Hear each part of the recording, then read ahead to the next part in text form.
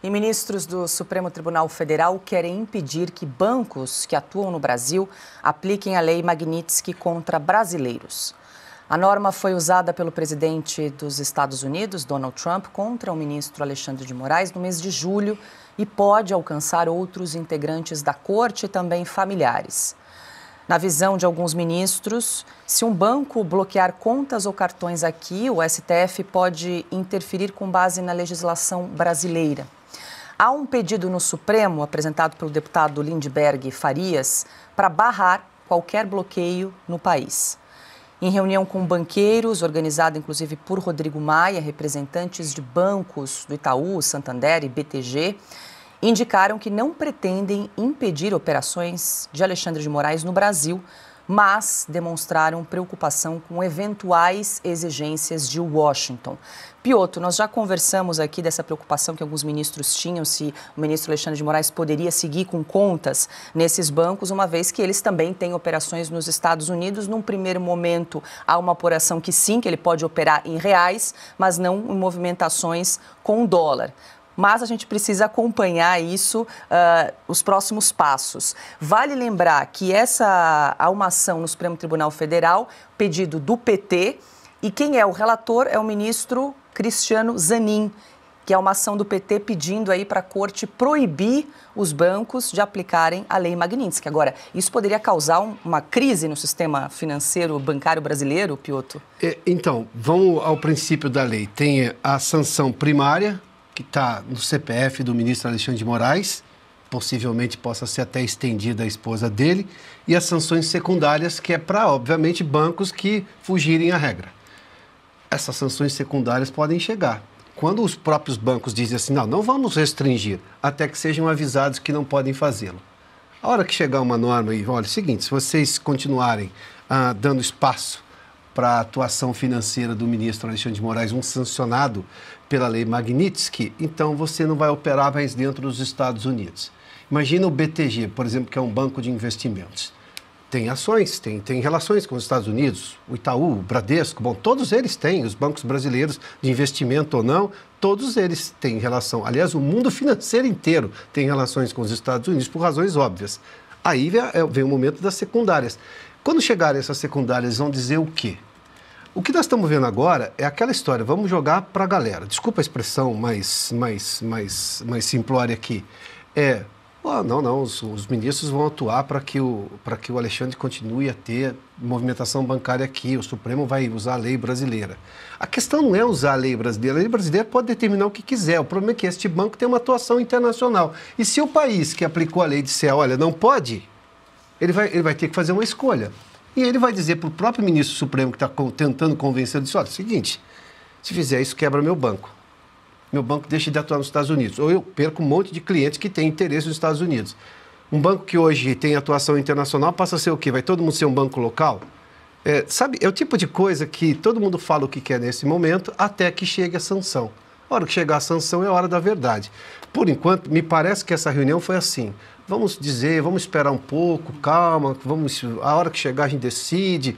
Mas eu duvido, conhecendo o sistema financeiro e conhecendo a Faria Lima, eu duvido que eles tenham dito, olha, pode ficar tranquilo que não vai acontecer nada. Banco não tem a menor chance de fazer isso.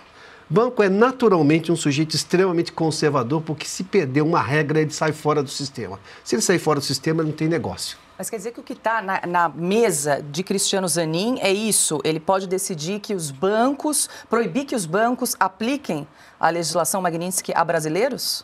Ele pode tomar essa decisão. A questão e a consequência seguinte. A decisão... Vamos lá. Nós não temos jurisdição sobre a lei americana. Óbvio, a extraterritorialidade que o Alexandre de Moraes tentou aplicar deu errado. Os americanos estão querendo o quê? Impedir liberdade de expressão de um cidadão americano? Em solo americano. Em solo americano? Bom, já deu errado aí. Essa é a razão desse barulho que nós estamos vivendo, dos 50% de tarifa, essas coisas todas. Da pior crise diplomática entre Brasil e Estados Unidos, nessa longa história de mais de 200 anos de convivência. Essa é uma questão. Aí vem agora, tem uma aplicação da lei. Tá bom, aí o governo vai falar assim, não, mas a lei americana não pode prevalecer aqui.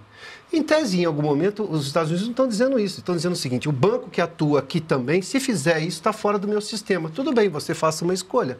Claro que uma lei americana não pode ser aplicada, é uma questão de soberania. Isso eu entendo, todo mundo sabe disso.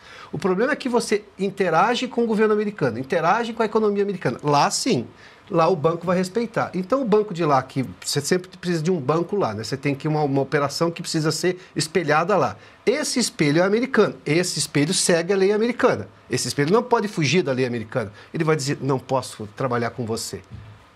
Essa é a lógica de uma sanção. Como, por exemplo, a sanção que a Rússia sofreu agora na guerra da Ucrânia. A sanção, por exemplo, que eu mencionei recentemente aqui, inclusive o artigo dessa semana na Oeste, é sobre isso. Você perde a possibilidade de atuar no sistema bancário internacional. Não porque eles estão aplicando uma lei sobre os bancos russos, é porque os bancos russos não podem fazer negócio com as suas contrapartes em outros lugares do mundo. Ponto. Diga, Augusto. Os brasileiros que tiveram as contas bloqueadas poderiam abrir conta num banco americano aqui? Num banco estrangeiro qualquer? Não. Os banqueiros já disseram que vão seguir todos os códigos, aí, seguir todas as leis, aí estão subordinados. Não tem conversa. Agora, por que eles não... O nosso Alexandre de Moraes disse que eles erram, né? Seres humanos, e cometeram erros e acertos. Tá? Por que não acaba com o bloqueio que permanece de tantas contas bancárias? Estão bloqueadas, nós sabemos, temos pessoas, jornalistas, amigos, profissionais competentes que nada fizeram, continuam há anos. Eles estão sem poder movimentar essas contas. Não tem como receber o dinheiro. E agora eles querem o dele. O dinheiro deles. Eles querem movimentar. Exceção para eles. Eles foram punidos por regras, que são regras estabelecidas. Bloquearam o dinheiro as contas de meio mundo. Com base em nada, arbitrariamente. Quer dizer, agora é aquilo, né? Bateu aqui na altura da cintura, você aprende a nadar. Sim. Eles vão ter que explicar. Mostra que voltam atrás. Mostrem que cometeram erros e que querem corrigir. Inclusive Deem um exemplo e não peçam a exceção. Inclusive da esposa do Eduardo Bolsonaro. O que a esposa do Eduardo Bolsonaro tem a ver com tudo isso? Filhos e parentes do Roberto Jefferson, do Daniel Silveira, todos. A garota que é filha do Daniel Silveira não pode movimentar a conta dela. Do Eustáquio também. Oswaldo Eustáquio. Oswaldo Eustáquio também. A filha, inclusive, teve uma ação da polícia dentro de casa, em que há uma acusação de que a polícia, inclusive, não tinha uma mulher para poder fazer revista nela. Ou seja, uma série de coisas gravíssimas todas, né? Exato. Deixa eu aproveitar para recomendar o texto do Piotr, quem tiver mais interesse em se aprofundar sobre o sistema SWIFT. O Piotr explica com mais detalhes nessa edição da Oeste. Temos aí a edição 282, SWIFT, a sanção das sanções.